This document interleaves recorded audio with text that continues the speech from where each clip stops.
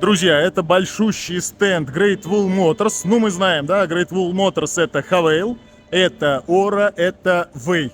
Вот. А рядом располагается Great Wall Motors Tank. Вот. И сейчас давайте познакомимся с новым двигателем. Это двигатель V8, который вывел Tank, ну и в частности Great Wall, на новую позицию. То есть раньше просто было V6, а сейчас V8. Это 525 лошадиных сил и 800 ньютон-метра крутящего момента. Да, данный двигатель работает в паре с 9-ступенчатой автоматической коробкой передач.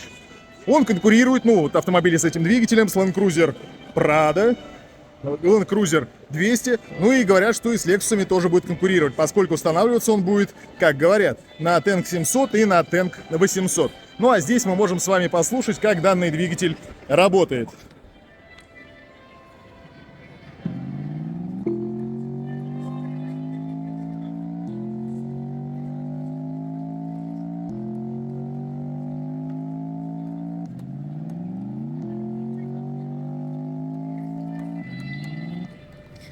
Да, надеюсь, что у каждого будет так выглядеть двигатель, что он будет всегда таким чистым. Ну, давайте немножечко понаблюдаем, что да как. Вот, а именно все вот так. Просто красиво. Прям не двигатель, а мечта.